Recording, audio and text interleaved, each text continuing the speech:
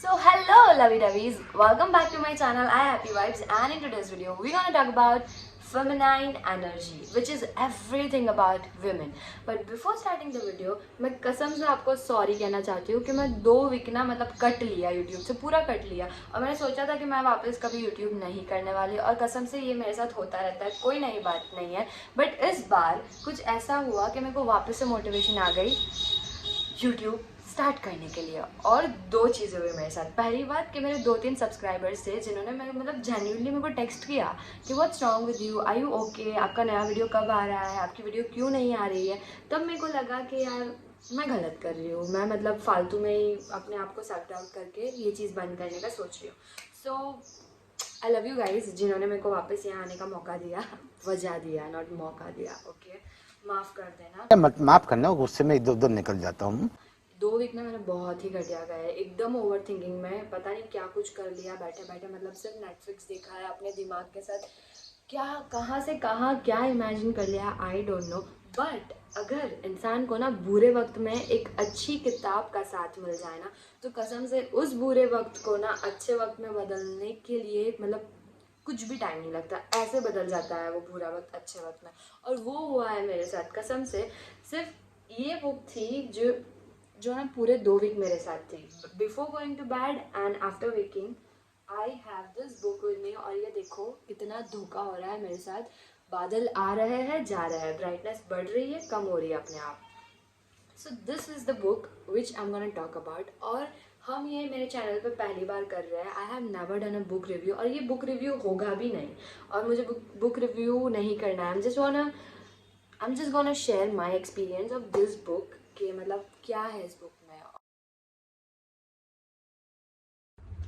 So coming to the book, and हम देखेंगे मतलब ये है बुक का front cover which says also the book of women and with this beautiful flowers, and the back is about the overview of the book, जैसे कि हर एक किताब में होता है, और ये मुझे आपको बताने की ज़रूरत नहीं है। तो ये देख लिया हमने book, and this book is for about like how many pages, I will forget that, 226 pages. And कसम से ये बुक सबको पढ़नी चाहिए, even man and women both should have the understanding of each other. और इसका और एक फॉर्म है द बुक ऑफ मैन करके भी, तो वो भी पढ़ सकते हो, जैसा आपका preference. But let's talk about Osho. मतलब जिनको नहीं पता है उनको I like to let you guys know कि ओशो क्या है। तो Osho is a spiritual guru, and वो एक सेशन क्रिएट करते थे अपने आश्रम में अपने डिसिपल्स के साथ, जहाँ disciples use to ask their question, query, doubts, whatever you take it has, and Osho use to answer them. और वो जो पूरा सेशन होता था उसको रिकॉर्ड किया जाता था, और रिकॉर्ड मतलब वो सब रिकॉर्डिंग फॉर्म में था। बट कुछ लोग इंटरेस्ट नहीं लेते हैं ऑडियो सुनने में, तो उनके लिए उस रिकॉर्डिंग को फॉर्म किया गया रिटन फॉर्म में in the form of books. तो जो नहीं सुनना चाहते वो पढ़ सकते हैं, जिसको पढ़ने में ज़्यादा इंटरेस्ट है तो वो पढ़ के मतलब नॉलेज ले सकते हैं, और जिसको ऑडियो सुनना है वो प्रेफर करते हैं। So let's get into like one each chapter, और I am gonna just give you the overview कि क्या बात की गई है बुक में। But I am not going to give you a spoiler, क्योंकि स्पॉइलर दूंगी तो फिर आप मेरे को गालियाँ लिखोगे कमेंट में, ठीक है। So the very first chapter says female. So let's talk about the chapter 1 where he has talk about the male ego कि कैसे मतलब मेल्स अपना ईगो से वुमेन को नीचा दिखाते हैं, ये वो चीज़ है। तो आई गेस वो उस ज़माने में होता था, अब चीज़ें काफ़ी बदल गई है, पर मैं ये भी नहीं कह रही हूँ कि सब खत्म हो गया है, अभी भी कुछ कुछ जगह पे जहाँ लोग अनएजुकेटेड है होता है। सो इट्स ऑल अबाउट कि मेल और फीमेल के बीच में क्या क्या डिफरेंसेस आते हैं, इस चैप्टर में उन्होंने पूरा इसका ओवरव्यू करा है, ठीक है। फिर आते हैं सेक्सुअलिटी, वहाँ पे मतलब जो कुछ भी दिक्कत होती है उसके बारे में बात की है, जिसके बारे में मैं तो प्रोबेबली बात नहीं करना चाहूँगी, आप खुद ही पढ़ लो। मेरे लिए ये first 3 chapters were quite like disturbing कि ये मैं क्या पढ़ रही हूँ और क्यों पढ़ रही हूँ, क्योंकि ऐसे सिनेरियोज अब ज़्यादा तक हैं नहीं, ठीक है। So coming to 5th and 4th chapter which is about marriage. तो मैरिज में उन्होंने ऐसा किया है कि मैरिज एक फॉल्स इंस्टीट्यूशन है, शादी नहीं करनी चाहिए लोगों को। फिर मतलब उसमें चीज़ें बहुत बदल जाती है, ये वो करके उनका पूरा पर्सपेक्टिव ही अलग है। और वो भी मेरे से डाइजेस्ट नहीं हुआ, क्योंकि मैं ऐसा सोचती हूँ कि अगर मेरे मॉम डैड ने शादी नहीं की तो मैं एज ए क्रिएचर अभी आपके सामने नहीं होती। सो वहाँ पे भी मेरा ईगो मतलब थोड़ा सा हर्ट हो गया। फिर धीरे धीरे उन्होंने उस चैप्टर में समझाया कि अगर फिर भी आपको किसी से शादी करनी है, आपको लगता है कि आपको for this particular person you have love and feelings toward that, then तो आप क्या कर सकते हो कि 2-3 साल उनके साथ वक्त बिताओ, उनको करीब से हर एक चीज़ देखो, मतलब उनके फॉल्ट क्या है, आपके बीच में डिफरेंसेस क्या है, उनका नेचर क्या है, हर एक चीज़ देखो, जानो। और उसके बाद भी अगर आपको लगता है कि आप इस इंसान के साथ रह सकते हो, then you marry, then we doesn't have a problem. तो ये चीज़ थी। अभी तो ज़्यादातर लोग लव मैरिजेस करते हैं, तो ये चीज़ भी मतलब इतनी मायने नहीं रखती मैरिज की, this is also very normal. So then we come to love. So love में मतलब उन्होंने ऐसा किया कहा है कि love is everything about like हर एक इंसान को हर एक इंसान से प्यार होना चाहिए। ऐसा नहीं होना चाहिए कि एक ही पर्सन से, मतलब कोई एक ही पर्सन आपको स्टिम्युलेट कर रहा है for love.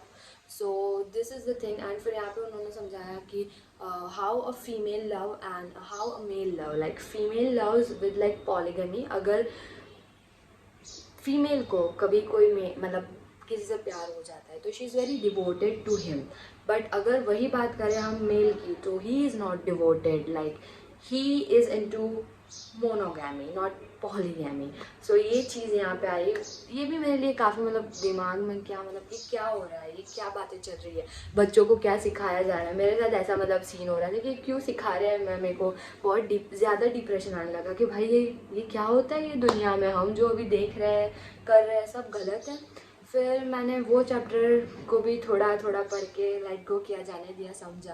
Then comes relating, कि एक फीमेल दुनिया के साथ रिलेट कैसे करती है, ठीक है। तो if you are working women, तो आपको कैसे रिलेट मतलब करना है हर एक चीज़ से, उसके ऊपर पूरी बात की है। So let's not get into deeper, ये सब चीज़ें बहुत ही बेसिक है जो मतलब नाउ वुमेन्स आर एजुकेटेड, उन्हें पता है। Coming to motherhood and pregnancy, तो वहाँ पे उन्होंने बात करा है कि you should be really aware, मतलब प्रेगनेंसी रखने से पहले वुमेन शुड बी अवेयर, उनको कुछ चीज़ों का ध्यान होना चाहिए जो इसमें उन्होंने समझाया, और वो आपको पढ़ना पड़ेगा। मैं नहीं बता रही, उतना डीप में जाऊँगी तो वीडियो बहुत बड़ा हो जाएगा और आप स्किप करके चले जाओगे।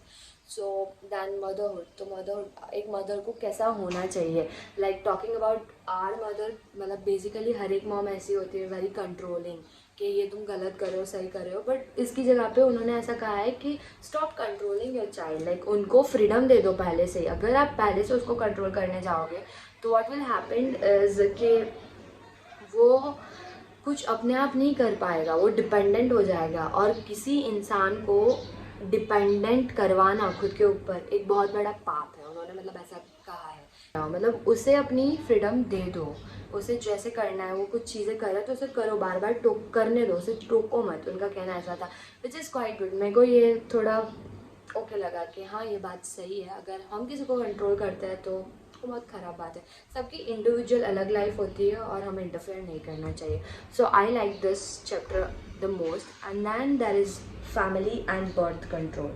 तो फैमिली एंड बर्थ कंट्रोल में उन्होंने बात करी है फैमिली रिगार्डिंग कि if you getting married and you having a family, तो आप उस फैमिली को कैसे ठीक बना सकते हैं, कैसे सही। You are a women, you are gods like good, मतलब आप खुदा का ना एक ऐसा क्रिएशन हो कि जिसके अंदर सिर्फ प्यार भरा है। तो एक जो वुमेन होती है ना, उसी से पूरा घर चलता है। ये हम सुनते आए हैं, ये लाइट आ रही है जा रही है, बारिश का मौसम बहुत गिरता होता है कसम से। तो उन्होंने ये समझाया है कि if the whole house is dependent upon you, then you should be in a certain way, like a loving way, gentle, जिसको जहाँ ज़रूरत पड़ती है वैसे हम होते ही है। Like my mom is like that, मैं नहीं हूँ वो अलग बात है। And than that is about birth control. Birth control में उन्होंने ऐसा कहा है कि कोई ज़रूरत नहीं है बच्चा पैदा करने के लिए, क्योंकि पॉपुलेशन बहुत ही ज़्यादा है, like it's over population everywhere. तो उन्होंने समझाया कि इट्स नॉट नेसेसरी कि you have to have a baby. अगर आप फिर भी आपको चाहिए तो उन्होंने मतलब मदरहुड वाले चैप्टर में समझाया कि अगर आपको बच्चा चाहिए ही तो फिर उस बच्चे को ऐसी तरीके से लाओ जो इस दुनिया में मतलब कुछ अच्छी चीज़ों के लिए जाना चाहिए। मतलब चीज़ें बिगाड़ने के लिए और ख़राब चीज़ें करने के लिए बहुत से लोग हैं, पर फिर भी आपको बच्चा चाहिए। तो you make sure by doing meditation in certain way, मतलब उन्होंने जो मदरहुड में कुछ टेक्निक्स एंड ट्रिक्स दी है, कुछ फिलोसॉफीज दी है, उसको ध्यान में रखते हुए फिर आप बेबी प्लान करो। ऐसे ही मतलब बेबी प्लान मत किए जाओ, उन्होंने उसके ऊपर बात की है। And then there is a creativity. So यहाँ पे मतलब ये चैप्टर मुझे बहुत अच्छे से याद है, क्योंकि मेरा ना बहुत ही ताल्लुक़ रखता है क्रिएटिविटी से। तो यहाँ पे एक बंदी ने ओशो से ऐसा पूछा कि why is women not involve in creativity, like women क्यों ज़्यादा क्रिएटिविटी में इन्वॉल्व नहीं करते और मैन ही होता है। And then that he says कि मतलब क्रिएटिविटी ना वुमेन और मैन से कोई लेना देना नहीं है। You can be creative too and a man can be creative too, that is a no comparison. और ये पूरा इसी पॉइंट पे ना पूरी बुक बेस है कि कंपेयर मत करो तुम दोनों, उसी से ही चीज़ें बिगड़ रही है। तुम भी इतनी ही इंपॉर्टेंट रखते हो और वो भी इतना ही इंपॉर्टेंट रखता है इस लाइफ को बैलेंस करने के लिए। you both the male and female plays important role in each other's life। तो ये पूरा बेसिक फंडा है बुक का। और फिर उन्होंने समझाया कि क्रिएटिविटी ना मतलब ऐसा होता है कि ज़्यादातर क्रिएटिविटी दिल टूटे आशिक से आती है, या फिर उन लोगों से आती है जिसके अंदर बहुत सारा गुस्सा भरा है। ऐसी ऐसी वैसी चीज़ है, मतलब क्रिएटिविटी का स्टिमुलेशन ऐसे ही होता है, मतलब कुछ एक्सटर्नल चीज़ से होता है कि आपके साथ कुछ बुरा हो गया, फिर आपने पोइट्री लिखना शुरू कर दिया। काफ़ी तरह लोग मतलब पोएट ऐसे ही बने हैं अपने एक्सपीरियंस से, मतलब उनके साथ कुछ हो गया। And then writers also come from and also like singers also come from their experience, कि मतलब उनके साथ कुछ हुआ, फिर उन्होंने लिरिक्स लिखा, सॉन्ग बनाया, गिटार विटार बजाया। पर ये सारी चीज़ों को भूल जाओ, कोई स्टिमुलेशन की वजह से अपनी क्रिएटिविटी मत लाओ। क्रिएटिविटी के लिए मतलब तुम कुछ भी कर सकते हो, तुम कुछ भी डांस करो। ऐसा ज़रूरी नहीं है कि when you know when we are dancing, ये पॉइंट मेरे को बड़ा अच्छा लगा कि हम जब डांस करते हैं ना, तभी हम नेक्स्ट स्टेप अपने दिमाग से सोचते हैं। Like why do want to use brain in each and everything, use your heart. Like खुल के डांस करो, वो देसी वाला डांस करो जैसे हम शादी में नहीं करते। उनका ऐसा कहना है कि दिमाग से मत करो, बस खो जाओ। If you are dancing then become a dance, if you are singing then become a song itself. दिमाग यूज़ मत करो, बस उसमें खो जाओ अंदर, मतलब एकदम प्रेजेंटली जियो उसके अंदर। तो that is the thought which I loved and I am gonna carry it forward this, क्योंकि मैं खुद एक ऐसी इंसान हूँ जो बहुत ही दिमाग चलाती रहती हूँ हर एक चीज़ में। तो मुझे ये वाला एक प्रिंसिपल बहुत ही अच्छा लगा कि तुम्हें जो करना है वो तुम खुद बन जाओ, उसमें अपना दिमाग मत दौड़ाओ। Meditate on that and be that. So I like this chapter quite a lot. And then it comes to a body, जहाँ पे वुमेन्स को अपनी बॉडी से प्रॉब्लम होती है, बॉडी शेमिंग एंड स्टफ, इसके ऊपर बात करा है उन्होंने पूरा।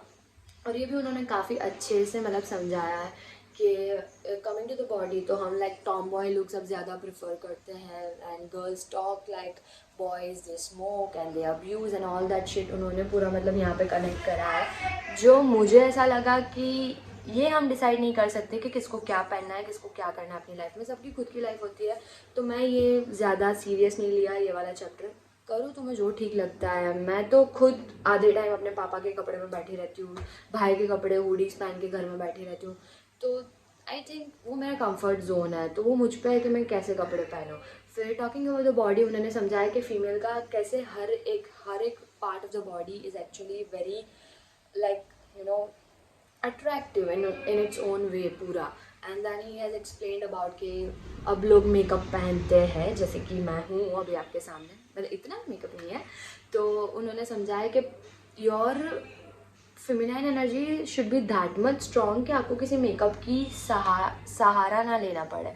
अगर आप अभी लिपस्टिक यूज़ कर रहे हो तो you should B that much strong in your feminine energy कि वो आपके जो लिप्स होते हैं ना, उसकी रेडनेस खुद से अपने आप से आनी चाहिए। सो ये एक चीज़ मेरे को थोड़ा छू गई कि हाँ, we are not into that much realistic world. हम जैसे हैं वैसे रहते नहीं हैं। बट पहले women use to be beautiful without makeups, so that make sense to me. But कोई बात नहीं, again I am same on my point कि तुम्हारी मर्जी, तुम्हें जो ठीक लगे वो तुम्हारी लाइफ है। जब तक तुम कुछ क्राइम नहीं करते हो, जब तक तुम किसी को हर्ट नहीं कर रहे हो, तब तक ठीक है। तुम्हें जो ठीक लगता है, जो खुश करता है, तुम वो करो, वो अपने ऊपर है, right. Then comes the mind कि विमेन का माइंड जो कुछ भी माइंड में होता है ये वो, और ज़्यादा तक इसमें मतलब डिस्क्रिमिनेटरी टॉक है कि अनइक्वालिटी की टॉक है कि स्ट्रॉन्ग फेमिनिज्म रखने वाले औरतें कैसी होती है। हाँ, अगर मैं एक ओवरव्यू देना भूल गई कि आधे आधे चैप्टर्स में बीच बीच में आपको मतलब there is a talk about lesbians and gays also, जहाँ पे आपको काफ़ी सारी इन्फॉर्मेशन मिल सकती है कि एक्चुअली चीज़ें क्या होती है। तो ये मैं डीप टॉक नहीं कर रही, सिर्फ ऊपर ऊपर से ओवरव्यू, नो स्पॉयलर्स, ये मेरा मोटिव है इस वीडियो का।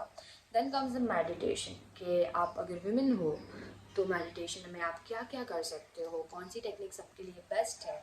और ये भी किसी का डाउट था उसमें कि वाई इज़ ऑलवेज, मतलब जो मेल होते हैं वही क्यों स्पिरिचुअलिटी में ज़्यादा आगे होते हैं वुमेन से। And also have so beautifully explain कि ऐसा कुछ भी नहीं होता है। उन्होंने मतलब एक क्रिश्चियनिटी का पूरा मतलब फंडा समझाया है, पूरी स्टोरी समझाई है, the story of Christians and witches, जिनको विचेस कहा जाता है। ये भी मैं स्पॉइलर नहीं दूंगी, जो बहुत ही ब्यूटीफुल है, मेरे को बहुत पसंद आई वो।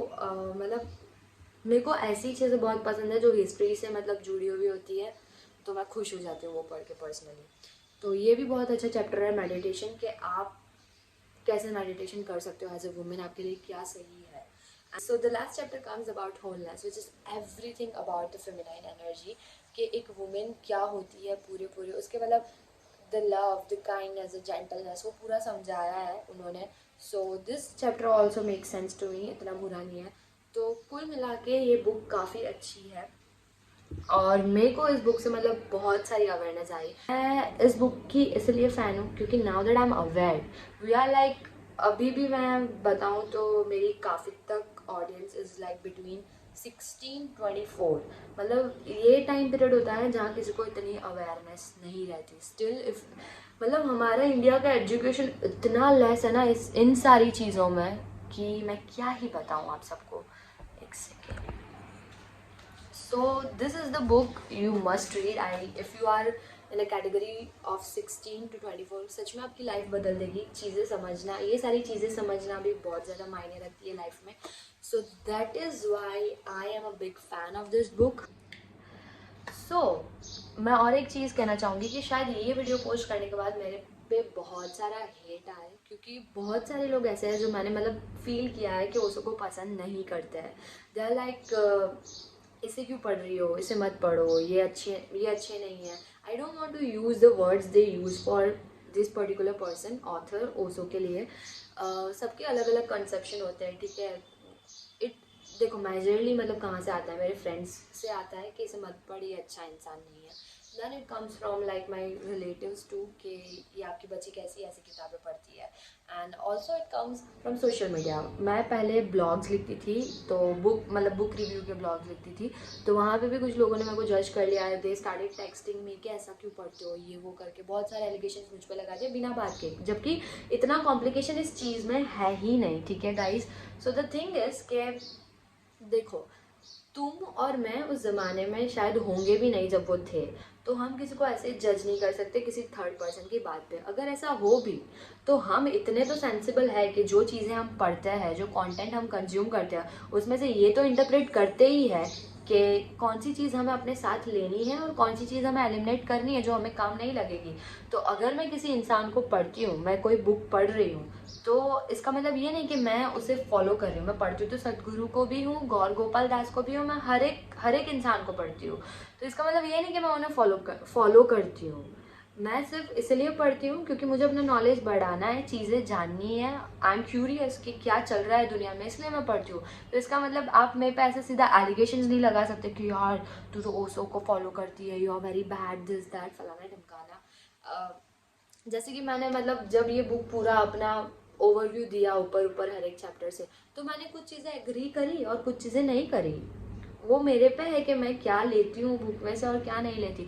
तो प्लीज़ गाइज, ये ना फालतू का हेट फैलाना बंद कर दो किसी पर्सन के लिए।